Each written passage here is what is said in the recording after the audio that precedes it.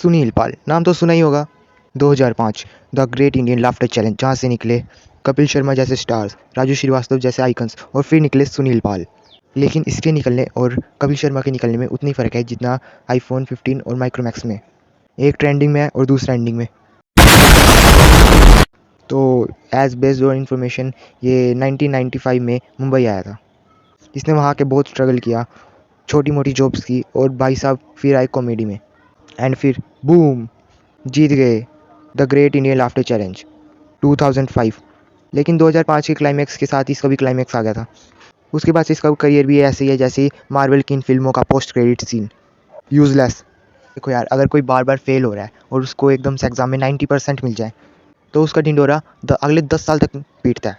सुनील पाल भी वही कर रहा है, पर इसने लिमिट क्रॉस कर रखी है। सुनील पाल का स्टैंड अप स्टाइल भाई सब नेक्स्ट लेवल का है। इसके जोक्स ऐसे होते हैं जैसे मैथ्स के क्वेश्चन, कभी समझ आते हैं कभी सिर के ऊपर से जाते हैं। भाभी ने कहा, अम्मी शादी की वाइफ ने, कि मैं शॉपिंग के लिए जा रही हूँ, तो मुझे डिस्टर्ब मत करना।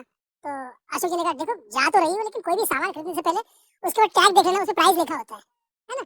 भाभी गई, 15 मिनट उन्होंने फोन किया, सुनो जी 151 रुपए में नया फ्रिज मिल रहा है, नया फ्रिज 151 रुपए में फ्रिज मिल रहा है।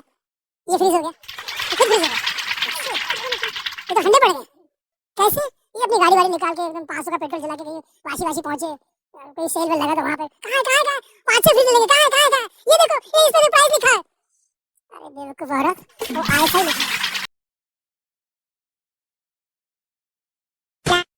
ये एक पंच लाइन बोलता है, उसके बाद आधा घंटा खुद हंसने में निकाल देता है। ऑडियंस को समझने में 5 दिन लग जाते हैं आखिर इसने बोला क्या है। तुम्हें पता है 2007 में इसने एक फिल्म भी बनाई थी, भावनाओं को समझो। भाई इस फिल्म का नाम ही सबसे फनी चीज़ थी। ऐसा लगता है जैसे प्रोड्यूसर ने ऑडियंस की भावनाओं को कत्ल कर दिया हो। और इसकी एक्टिंग देख के लगता है कि अर्जुन कपूर भी आईफा डिजर्व करता है। इसका करियर चार्ट स्टार्टिंग में थोड़ा सा हाईलाइट था, फिर पूरा सिस्टम ही क्रैश हो गया। अभी से पता नहीं क्या चूल्हा है। मॉडर्न कॉमेडियंस पीछे हाथ धो के पड़ रखा है। कैरस समीर रैना, जाकिर खान, ये सब टेररिस्ट है। गालियाँ देकर यंगर जनरेशन को जो खराब कर रहे हैं, ये एज गुड एज आतंकवादी लोग हैं। इनके साथ में वही होना चाहिए जो आतंकवाद। और लड़कियां जो बढ़ चढ़ के इसमें हिस्सा ले रही है, लड़कियों ने कोई हद नहीं छोड़ी है। अरे इन लोगों को तो चाहिए कि सॉफ्ट कोटा ही खोल लेना कहीं भी जाके, ताकि इनको जो इनकी चूल है वो खत्म हो। अबे इलिटरेसी में टॉपर टेररिस्ट वो होता है जो बॉम्ब फोड़ता है। ये लोग तो सिर्फ जोक फोड़ते हैं। हाँ मानो थोड़े हाई लेवल के होते हैं, लेकिन इनका जोक फोड़ना इसके लिए इतना बड़ा इशू क्यों है? अरे सब्र करो, मैं बताता हूँ ना। क्योंकि इसके जोक तो ऐसे जैसे दिवाली के 2 रुपए वाले फुसकी पटाखे।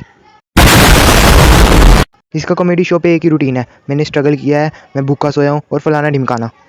तो पंजाब में मैंने कहा कि मैं भी पंजाबी हूँ। आपको बता दूं, मैंने आपके आशीर्वाद से जमीन से लेके आसमां तक तरक्की की है।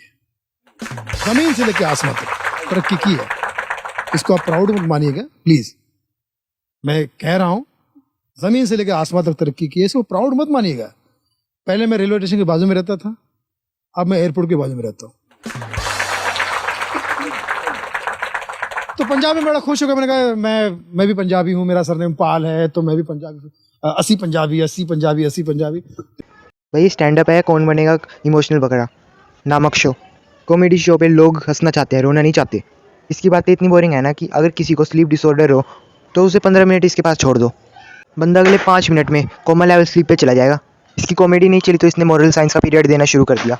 ये ऐसा है, ये वैसा है, रोज़ नई कंट्रोवर्सी। तुम्हें पता है इसने कोविड-19 लॉकडाउन के टाइम की में क्या किया था? लॉकडाउन के टाइम क्या था, डॉक्टर्स चोर है, पेशेंट्स का पैसा लूट रहे हैं।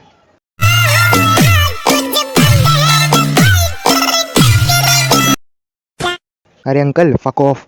कॉमेडी का मतलब ये नहीं कि तुम फ्रंट लाइन हीरो को विलन बना दो। चड्ढा समझाओ इसे, समझाओ। तो आज के लिए बस इतना ही। अगर वीडियो पसंद आए तो एक काम करो, लाइक ठोक दो इतना ज़ोर से कि यूट्यूब का सर्वर बोल दे बस कर यार, एल्गोरिथम मिल गया।